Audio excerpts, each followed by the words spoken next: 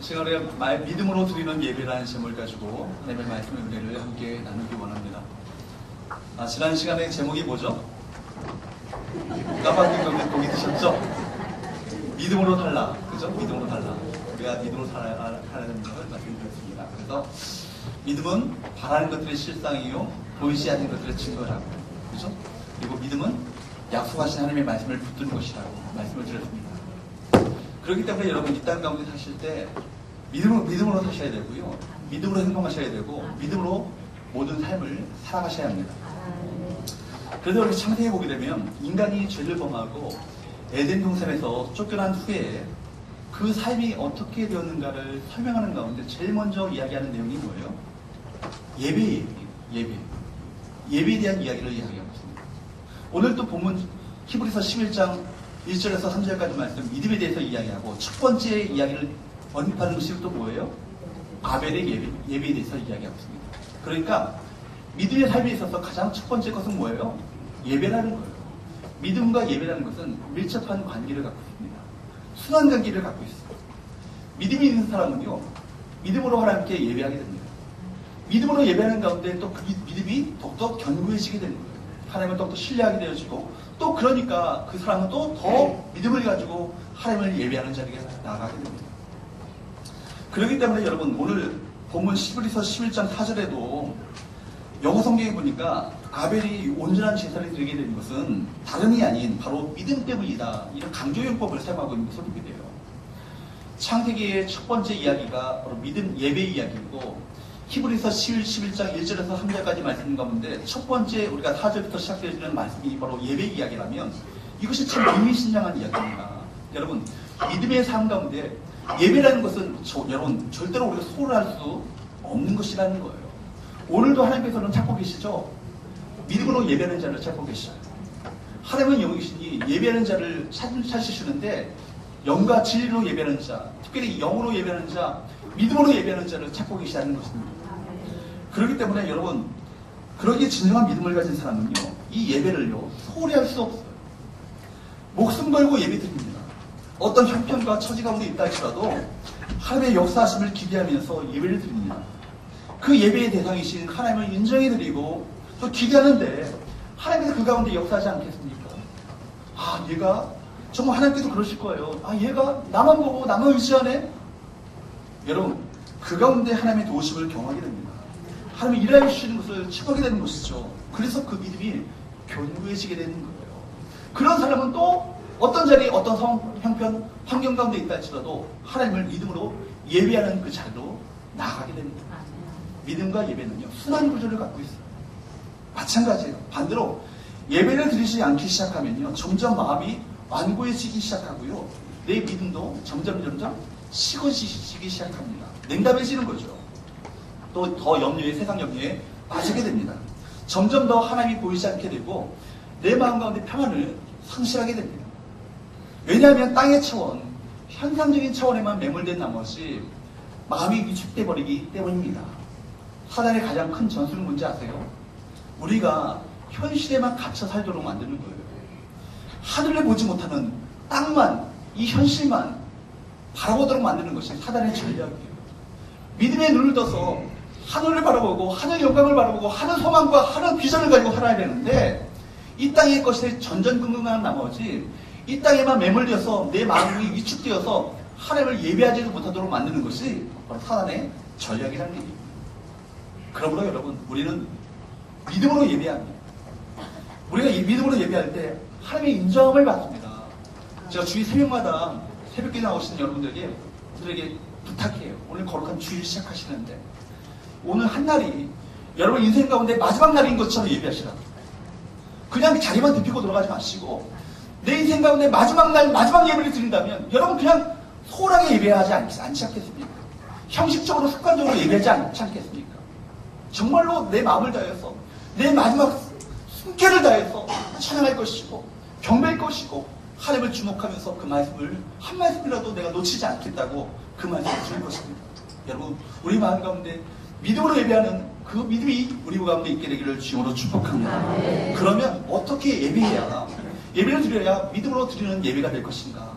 세 가지로 여러분에게 말씀드리고자 합니다. 첫 번째는요, 한번 따라해봅시다. 예수님의 보혈을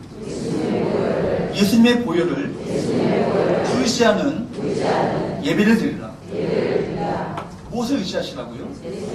예수님의 보혈을 의지하시는 예배를 드리시라. 왜 하나님은 아벨의 제사는 받으시고 이 가인의 제사는 받지 않으셨는가? 이것을 알기 위해서 우리 창세기 4장 1절에서 8절 말씀을 우리가 살펴봐야 합니다. 아담이 그 안에 하와와 동침하고 나서 그가 임신해서 누굴 낳습니까? 가인을 낳아요. 가인을 낳고 이렇게 이야기합니다. 여호와의 도우심으로 내가 아들을 얻었다. 그리고 하와는 다시 가인의 동생 누굽니까? 아벨을 낳아요. 아벨은 누가 됩니까? 양을 치는 사람이 되었고요. 가인은 어떤 사람이 되었어요? 농사 짓는 사람이 되었어요. 세월이 흐른 다음에 가인은 땅이라는 것을 여호와께 제물로 가져갔고, 아벨은 양에서 자기 양의 그 첫 새끼와 그 양의 기름을 제물로 가져왔습니다. 여호와께서 아벨과 그 제물을 받으셨지만 가인과 그 가인의 그 제물은 받지 않으셨어요. 가인은 하나님께서 자기 자신의 그 제물을 받지 않음에 대한 분노가 치밀어왔어요. 그래서 자기 동생은 아벨을 들로 데리고 나서 돌로 쳐 죽였습니다. 왜 하나님께서 아벨의 제사는 받으셨고 왜 가인의 제사는 받지 않으셨을까? 이에 대해서 많은 학자들은 이야기를 합니다. 그러나 오랜 교회 전통, 또 이제까지 전통적으로 해석해왔던 그 전통적인 방식에 의하면 이런 얘기예요. 아벨은 하나님께서 말씀하신 대로, 하나님께서 계시하신 대로 그 피의 제사, 어린 양의 희생의 제사, 피의 제사를 하나님께 드렸다는 것입니다. 그러나 가인은 자기 방식대로, 자기 식대로, 자기가 좋은 대로 제사를 드렸다는 것입니다. 아담과 하와가요, 범죄하기 전에는 벌거벗었지만 하나님의 영광이 그 가운데 있었기 때문에 하나님 앞에 바로 나갈 수 있었습니다. 그러나 이제 범죄한 후에는 그 영광이 거쳐졌기 때문에 영광스럽고 거룩하신 하나님 앞에 나아갈 때 죄로 인해서 그 하나님 앞에 나갈 수 없어요. 인간의 수치를 가릴 수 있는 것이 무엇인가가 필요했습니다. 그래서 하나님께서는 아담과 하와가 하나님 앞에 나올 때 그들을 죄의 수치를 가릴 수 있도록 짐승 옷을 입혀주셨습니다. 여러분, 하나님께서는 짐승을 죽이시고 희생시키셔서 무화과나무 잎 대신에 가죽옷을 입혀주신 거예요. 아담과 하와는 이 짐승의 피가 묻어있는 이 짐승의 가죽옷을 입는 순간 그들은 느꼈을 것입니다. 내 수치를 가리기 위해서 이 짐승의 피를 흘렸구나. 이 내 죄의 수치를 가리기 위해서 이 짐승이 바로 나를 위해서 대신 죽임을 당했구나. 여러분, 이 가죽옷이 상징하는 것이 뭐예요? 인간의 노력이나 인간의 의로는 구원받을 수 없고 오직 예수 그리스도의 십자가의 보혈의 피만이 우리가 하나님의 영광 앞에 담대히 나갈 수 있는 유일한 통로가 된다는 것입니다. 여러분, 하나님께서는 아담을 통해서든지 직접적으로 간접적으로 피의 희생 제사에 대해서 가르쳐주셨습니다. 창세기 8장과 15장에서도 이러한 것들을 바로 피 흘림의 희생 제사에 대해서 말씀하고 있습니다. 그렇기 때문에 아담과 하와는 하나님 앞에 제사 드릴 때마다 짐승의 희생을 가지고 하나님께 제사 드렸을 것이고 그렇게 제사를 드리라고 자녀들에게 가르쳤을 것입니다. 그런데 여러분, 가인은 어떻게 했죠? 가인은 자기 의를 가지고 나가는 거예요. 자기 생각, 자기 방식, 자기 고집대로 하나님 앞에 나아가는 것입니다. 반면에 아벨은 어땠습니까? 아벨은 무조건 피의 제사를 드린 것이 아니에요. 먼저 아벨은 자신의 죄의 추악함과 부끄러움을 깨달았습니다. 그런 후에 그것을 덮는 희생의 제사를 드린 것입니다. 속죄의 제사를 드린 거예요. 그렇다면 여러분, 믿음으로 드리는 예배란 과연 어떤 예배입니까? 어떤 예배가 정말로 믿음으로 드려지는 예배입니까? 나의 추악함을 깨닫고 하나님 앞에서 나의 추악함을 깨닫고 도무지 어쩔 수가 없어서 절대적으로 나의 의가 아닌 예수 그리스도의 보혈의 피만을 의지하며 주님의 십자가만을 의지하면서 주 앞에 나가는 것, 이것이 믿음으로 드려지는 예배인 것입니다. 이사야 64장 6절 말씀에 우리는 다 부정한 자 같아서 우리의 의는 다 더러운 옷과 같으며, 우리 의는 어떻다고요? 다 더러운 옷과 같아요. 우리 안에 하나님께서 인정하실 만한 의라고는 아무것도 없는 자기 성취, 자기 의뢰 가지고 하나님 앞에 연락되어지는 그 예배를 드릴 수 없다는 것입니다. 주님께서는 이런 비유를 하셨죠. 두 사람이 기도하러 성전에 올라갔어요. 한 사람은 누구죠? 바리새인이에요. 또 한 사람은 누구죠? 세리예요. 여러분, 바리새인과 세리가 성전에 기도하러 올라갔습니다. 근데 그들은 따로 구별된 곳에서 따로 서서 기도하는 거예요. 먼저 바리새인이 구별된 곳에서 당당하게 서서 하나님 앞에 기도합니다. 하나님이요, 나는 다른 사람들과 같이 토색, 불이 가늠한 자들과 같지 아니하고 이 세리와도 같지 아니함을 감사하나이다. 나는 1에 2번씩 금식하고 또 소득의 11조를 내가 드리나이다. 자랑스럽게 그렇게 자기 행위를 하나님 앞에 고백했어요. 그러나 세리는 멀리 서서 감히 눈을 들어서 하나님을 바라보지 못하고 다만 가슴을 치면서 하나님이여, 저는 죄인입니다. 하나님, 저를 불쌍히 여주십시오. 주님, 저는 참 죄인입니다. 가슴을 치면서 하나님 앞에 그렇게 기도를 했어요. 주님께서는 누구의 예배를, 누구의 기도를 의롭다고 인정하셨나요? 세리의 기도, 세리의 예배를 의롭다고 인정하셨나요? 사랑하는 여러분, 먼저 우리가 하나님의 영광과 거룩 앞에서 이 시간 여러분들이 내 자신의 연약함과 부족함을 진실로 깨달을 수 있기를 축복합니다. 남과 비교하지 마세요. 하나님 앞에서 나의 추락함, 내가 단독자로 서서 키르케고르가 말한 것처럼 하나님 앞에서 내가 단독자로 서야 되는 거예요. 내가 단독자로 서서 내가 얼마나 죄인인지를 하나님 앞에 절실히 깨달아야 되는 거예요. 하나님의 진노의 대상이요, 지옥에 떨어질 수밖에 없는 죄인이라는 이 사실을 우리가 알아야만 합니다. 얼마나 이 하나님과의 관계 속에서 내가 멀어졌는지를 깨달아야 되는 거예요. 그럴 때 우리가 어찌할꼬 하며 가슴을 치며 진정한 회개가 터져나옵니다. 그런 후에 온전히 어린 양 되시는 예수 그리스도의 십자가의 보혈의 피를 의시하며 그 피를 의시하여서 주 앞에 나가게 됩니다.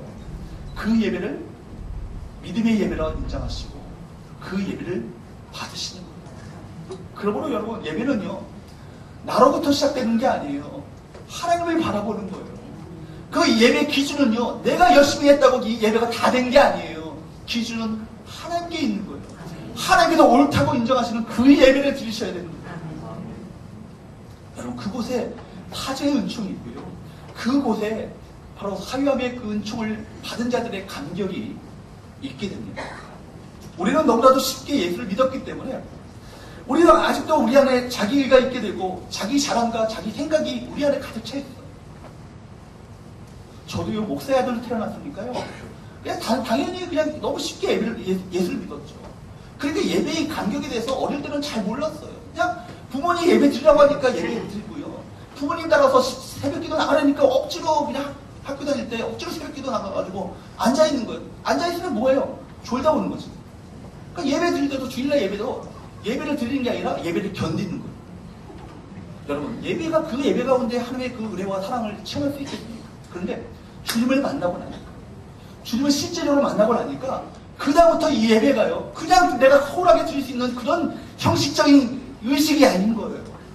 예배 가운데 내 예배를 받고 계시고 내 예배를 정말 진정으로 예배드리는 그 사람을 찾고 계시는 주님을 만나는 자라는 생각을 하게 되니까 내가 이 한 번의 예배를 그냥 드릴 수 없는 거예요.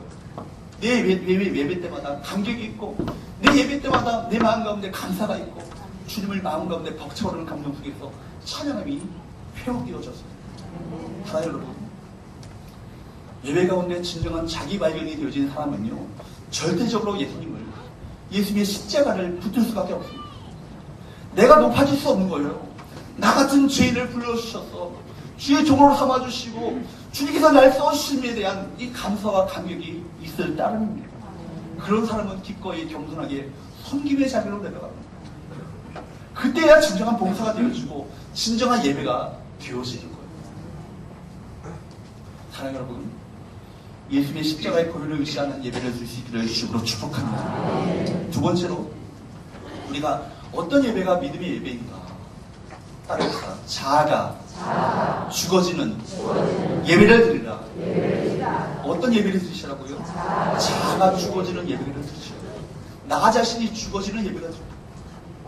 창세기 4장에 보게 되면 가인은 자신과 그 재물이 연락되지 않게 되자 신이 분하여서 안색이 변했어요. 사실 예배를 드리는 이 가인이 문제가 많았어요. 그러면 자신을 고쳐야 되는데 그 분노를요 하나님과 주변 사람들에게 막 쏟아내는 거예요. 불만과 분노를 막 표출했습니다. 그때 하나님께서 가인에게 이런 말씀을 하셨어요. 내가 선을 행하면 어찌 낯을 들지 못하겠느냐. 선을 행치 아니하면 죄가 문에 엎드러지느니라. 죄의 소원은 내게 있으나 너는 죄를 다스릴지니라. 우리는 신앙생활 하면서도 얼마든지 실수할 수 있고요. 잘못할 수 있어요. 여러분, 목사인 제가 여기 강단에서 말씀을 전하니까 저 거룩해 보이죠? 저도 여러분과 똑같이 죄를 짓고 허물이 많은 사람이고 실수하는 사람입니다. 그러나 여러분, 그때마다 우리가 할 일은 뭐예요? 나 자신을 고치는 거예요. 나의 자세와 태도를 수정하는 것입니다. 내 안에 육적인 분노와 내 육적인 세상적인 이 육에 속한 이 기질을 다스리셔야 되는 거예요. 여러분, 예배를 통해서 우리가 이것을 교정받아야 되는 거예요. 하나님께서 가인에게 하셨던 말씀, 너는 죄를 다스릴지니라.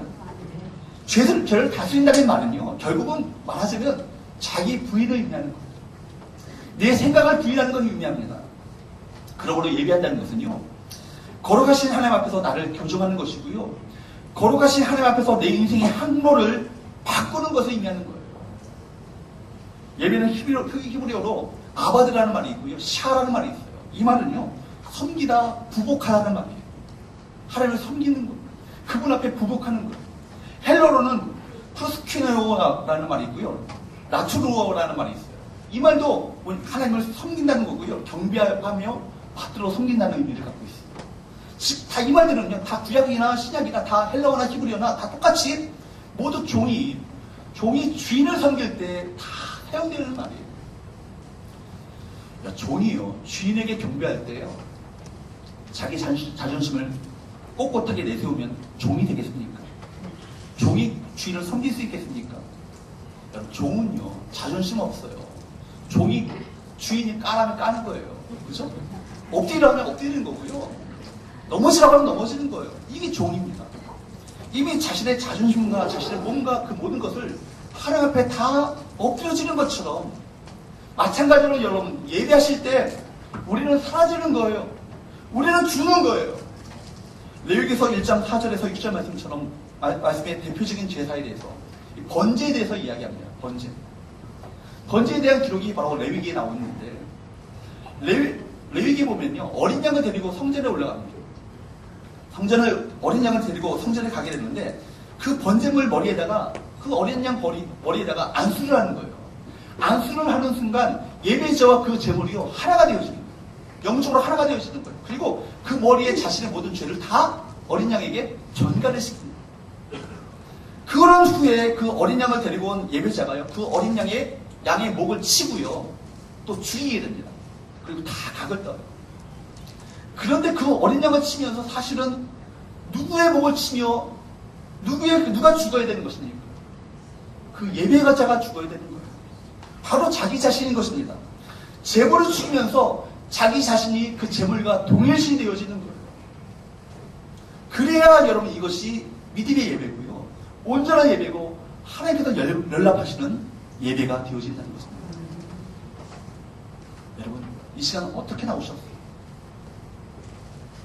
아직도 내 자아가 꼿꼿하게 살아있으면 그 예배는 여러분, 믿음의 예배가 될 수 없어요.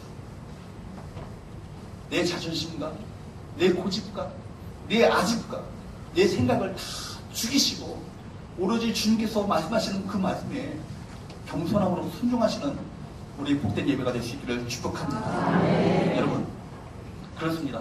예배는요, 나의 생각과 나의 계획과 나의 주장, 나의 고집이 죽어지고 하나님의 생각으로 고쳐지는 시간이에요. 내가 교정되어지는 시간이에요. 내가 바꿔지는 시간이에요. 내 고집이 죽어지고 하나님의 생각으로 고쳐지고 내 목이 따지는 시간이에요. 말씀으로 내 혼과 영과 관절과 골수를 수술하는 시간이 바로 이 예배 시간입니다. 내 생각과 뜻을 쪼개는 시간이 바로 예배 시간입니다. 만약 하나님 앞에서 진정으로 여러분 진짜로 내가 죽어지는 그 예배를 드리면 진정한 변화를 체험할 수 있습니다. 성장을 체험할 수 있어요. 하나님의 그 은혜를 내가 맛보며 경험할 수 있습니다. 구약시대의 이 제사는요, 죽음을 요구했습니다. 신약시대의 예배도 역시 죽음을 요구합니다. 즉, 우리의 아니함, 자기 연민, 자기 아집, 우리 욕망, 이 모든 것들이 예수 그리스도의 십자가 앞에서 다 죽어지는 경험을 할 수 있기를 축복합니다. 나는 죽고 내 안에 예수 생명으로 살아나는 놀라운 은혜가 우리 모두에 있게 되기를 주님으로 축복합니다. 마지막으로 세 번째, 믿음의 예배란 그렇다면 어떤 예배인가? 한번 따라해봅시다. 마음과 삶이 담겨진 예배를 드리라. 어떤 예배를 드리시라고요? 마음과 삶이 담겨지는 예배를 드리시라. 마음과 삶. 우리가 창세기 4장 본문을 보게 되면 이것을 세심하게 읽어볼 필요가 있어요. 아벨은요, 그냥 양을 드린 것이 아니라 본문에 보니까 창세기 보게 되면 양의 첫 새끼와 그 기름을 가지고 드렸다라고 얘기하고 있습니다. 그냥 양의 새끼가 아니고요, 첫 새끼예요. 첫 새끼. 처음 내가 이렇게 겨우 양을 쳐서 양을 길러서 처음 수확을 거둔 거예요.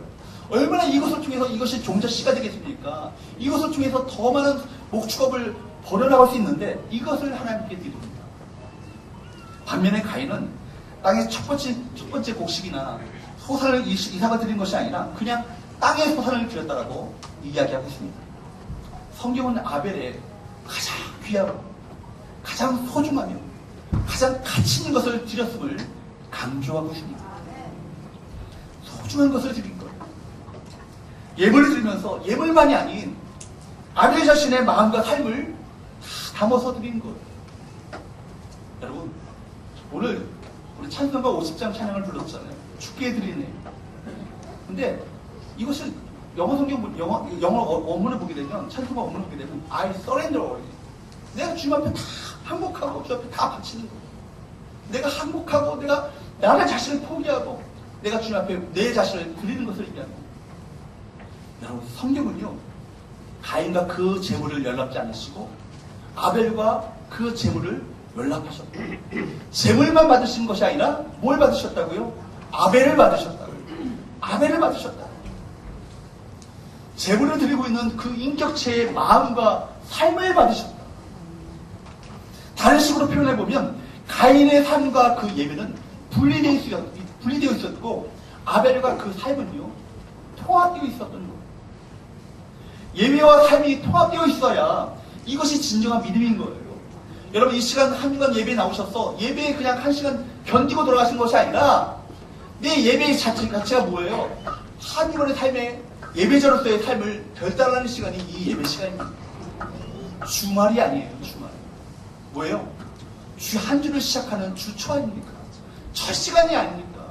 내가 한 주를 시작하면서 첫날 이 첫 시간을 내가 주 앞에 주님을 경배하며 찬양하겠다는 것은 내가 일주일의 삶 전체를 예배자로서의 삶을 살겠다라고 주 앞에 고백하는 거예요. 그렇기 때문에 여러분, 주말은 세상 사람들처럼 그냥 자기 삶을 살다가 편하게 쉬는 삶이 아니에요. 세상 말로 퍼질러 사는 그 시간이 주일이 아니에요. 뭐예요? 그것은 세상 사람들의 그 삶의 습관이에요.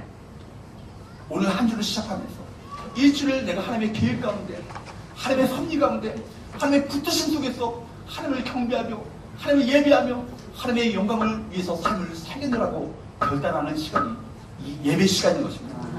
그러므로 로마서 12장 1절은 이렇게 말하는 거예요. 그러므로 형제들아, 내가 하나님의 모든 자비하심으로 너희를 권하오니 너희 몸을 하나님 기뻐하시는 거룩한 산제물로 드리라. 이는 너희가 드릴 영적 예배니라. 사도 바울은요, 주님을 만나고 나서, 정말 주님을 만나고 나서 죽을 때까지 자신의 모든 삶이 예배였음을 예배로 본 거예요. 예배로 봤던 거예요. 내 삶 자체는 바로 하나님을 향한 영적인 예배다. 그러기에 너희 몸을, 너희 삶을 하나님이 기뻐하시는 거룩한 산 제물로 드리라는 거예요. 이것이 너희가 드릴 영적인 예배라는 거예요. 사랑하는 여러분, 이 예배가 여러분의 삶의 예배로 이어질 수 있기를 축복합니다. 여러분의 일주일의 삶이 코람되고 하나님 면전에서 하나님 앞에서 살아가는 예배의 삶이 되셔야 돼요. 일을 하든지 걸어가든지 직장에 있든지 가정에 있든지 학교에 있든지 이 모든 삶이 하나님을 향한 예배의 삶이 되어질 때 여러분 삶 가운데 여러분을 붙드시고 인도하시며 함께 하시는 놀라운 역사를 나타내 보여주실 줄로 믿습니다. 에이든 토저의 책 가운데 이런 책이 있어요. 예배, 잃어버린 보석. 여러분, 이 책이요, 한국말로는 이것이 예배이다라는 그 말로 번역됐는데요. 이 책에 보면 하나님의 임재 연습으로 유명한 로렌스 형제에 대한 얘기가 나와요. 그가 죽어갈 때 누군가가 그에게 묻는 거예요. 당신은 지금 뭐하고 있습니까? 이 질문을 받았던 로렌스 형제가요, 죽는 가운데 이런 고백을 합니다. 나는 내가 지금 40년 동안 했던 것을 하고 있을 뿐입니다. 나는 앞으로도 영원히 이것을 할 것입니다. 그러자 다시 묻는 거예요. 도대체 뭘 하고 계세요? 그런 대답합니다. 하나님을 예배하는 것입니다. 저는 이 이야기를 읽으면서 너무나도 마음 가운데 큰 충격을 받고 감동을 받았어요. 그에게 정말 중요한 것은, 가장 중요한 것은 예배였던 거예요. 그가 죽음을 앞두고 있었지만 그것은 그에게 2차적인 의미에 불과했습니다. 죽음은 그에게 스쳐가는 한 가지 사건에 불과했던 거예요.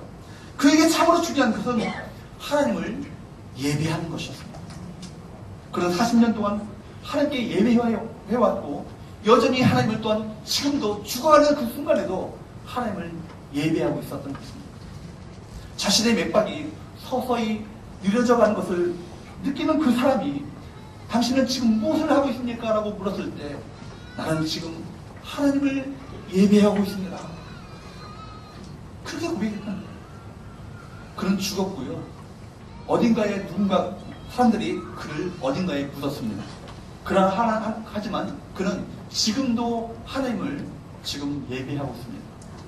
우리와 함께 신앙생활을 하다가 하나님 곁으로 간 성도들은 지금 이제 모두 다 하늘나라에서 뭐하고 있을까요? 하나님을 예배하고 있습니다. 요한계시록 4장과 5장의 말씀 보게 되면 천상에서 우리가 하는 일은요, 다른 것이 아니에요. 하나님을 경배하며 하나님을 찬양하며 하나님을 예배하는 것, 그것을 우리가 영원토록 할 것입니다. 우리 또한 이렇게 고백해야 되지 않을까요? 나는 하나님을 예배했으며 지금도 하나님을 예배하고 있으며 앞으로도 영원토록 하나님을 예배할 것입니다. 오늘 본문은 아벨의 믿음을 이야기하면서 이렇게 말씀을 맺고 있어요. 아벨은 죽었으나 그 믿음으로써 지금도 뭘 하느니라? 말하느니라. 창세기 4장에 보게 되면요, 아벨이 무슨 말을 했다는 그 기록이 없어요. 그는 묵묵히 양을 쳤고요, 아무 말 없이 하나님 앞에 바른 예배를 드렸고, 그리고 형 가인이 분노에 차서 그를 죽일 때도 그는 말 한마디 한 기록이 없습니다. 말없이 죽임을 당했어요. 그는 아무 말도 하지 않았습니다. 말 없는 자였어요. 그런데 하나님께서는 그가 지금도 우리들에게 큰 소리로 지금 말하고 있다라고 이야기하고 있습니다. 제임스 모펫은 말하기를, 의로운 사람의 그 생에 있어서 죽음은 마지막 단어가 아니다, 이런 얘기가 합니다. 여러분, 한 사람이 세상을 떠날 때 그 사람이 의로운 사람이든지 간에 부귀한 사람이든지 간에 그런 세상에 무엇인가를 그의 삶을 통해서 똑똑히 말합니다. 아벨이 오늘 이 시대를 살아가는 우리 모두에게 소리치고 있는 증거, 그의 무덤에서 들려오는 그 외침은 과연 무엇입니까?